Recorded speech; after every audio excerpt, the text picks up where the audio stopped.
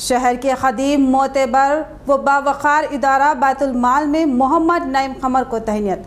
قدیم ادارے میں بزرگ صدر کے ہاتھوں تہنیت، میرے لیے اعزاز اور دعا۔ محمد نعیم قمر کا احساس، انہوں نے ادارے کے تعاون کی مخیر حضرات سے اپیل کی۔ ادارہ بیت المال میں ایڈیٹر روشن ٹی وی محمد نعیم قمر کو Telangana electronic media journalist union کا نائب صدر نامزد کرنے اور نظام آباد مسلم پرسنل لا کمیٹی کا سرپرست مقرر کیے جانے پر ادارے کی جانب سے تہنیت پیش کی گئی۔ اس موقع پر محمد نعیم قمر نے ادارے کے بزرگ صدر مرزا اسد اللہ بیگ صاحب سے دعائیں لی۔ انہوں نے کہا کہ ایک قدیم معتبر ادارے میں بزرگ صدر کے ہاتھوں ان کو تہنیت، ان کو کسی بڑے اعزاز سے کم نہیں ہے۔ انہوں نے ادارے کے تمام عہدیداران سے اظہار تشکر کیا۔ محمد نعیم قمر نے بتایا کہ بیت المال کی 50 سالہ خدمات ناقابل فراموش اور بے لوث ہے۔ اس کے عہدیدار ملی درد لیے در در بھٹکتے ہیں اور ملت کی غریب لڑکیوں کی شادیاں اور ان کی فنی تربیت فراہم کرنے کے اقدامات کرتے ہیں۔ انہوں نے مخیر حضرات سے ادارے کی بھرپور تعاون کی اپیل کی۔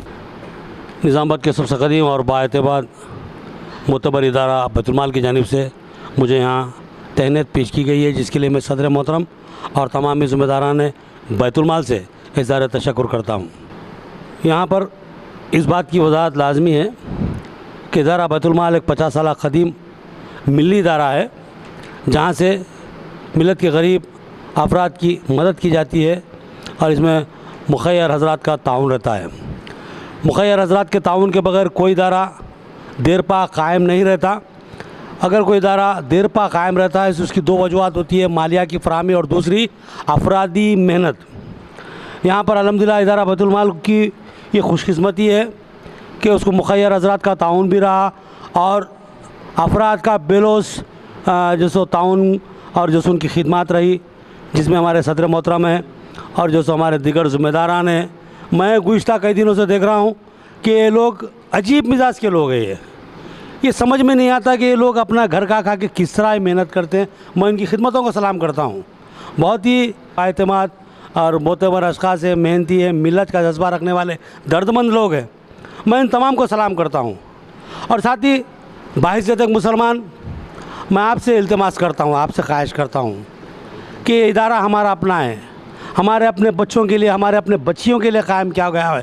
یہاں پر ایک ٹیلرنگ سینٹر چلتا ہے، یہاں مہندی ڈیزائننگ کی تربیت دی جاتی ہے، کمپیوٹر کی تربیت دی جاتی ہے، شادیوں میں تعاون کیا جاتا ہے۔ پھر ایک کمیونٹی ہال جس میں ہم بیٹھ کے پروگرام دے رہے ہیں، کمیونٹی ہال تعمیر کیا گیا ہے، جہاں پر جو ہے سو شادیوں کے موقع بہت ہی کم معاوضے میں جو سو یہ غریبوں کو فراہم کیا جاتا ہے۔ یہاں پر ایک غریب جو سو انتہائی آسودگی کے ساتھ، خوشی کے ساتھ یہاں پر شادی کر کے اپنی بچیوں کو رخصت کر سکتا ہے۔ یہ بہت بڑی خدمت ہے، اس کو نظر انداز نہیں کر سکتے اور نظر انداز نہیں کر سکتے اور جو سو یہاں پر اور ہم خاموش بھی نہیں رہ سکتے۔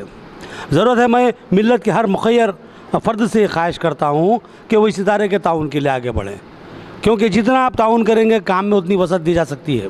جتنا آپ تعاون کریں گے خدمت کو جو سو ہم اس کی دائرہ کار کو بڑھا سکتے ہیں، بہت زیادہ لوگوں کا ہم تعاون کر سکتے ہیں۔ اس بات کو محسوس کرنے کی، اس بات کو سمجھنے کی ضرورت ہے کہ یہ لوگ کیا ہے۔ ابھی میرے جو اطراف بیٹھے ہوئے ادارے کے ذمہ دار لوگ ہیں، یہ لوگ اپنے کاروباروں میں مصروف ہے، اپنے جو سو دھندے کاروبار کرنے والے لوگ ہیں، لیکن اس کے باوجود بھی اپنے قیمتی اوقات میں سے وقت نکالتے ہیں اور ملت کے لیے خرچ کرتے ہیں۔ اس کے علاوہ اپنے جیبوں کا پیسہ خرچ کرتے ہیں۔ تو ان کی خدمتوں کو سمجھنے کی، ان کے جذبے کو سمجھنے کی ضرورت ہے ہمیں۔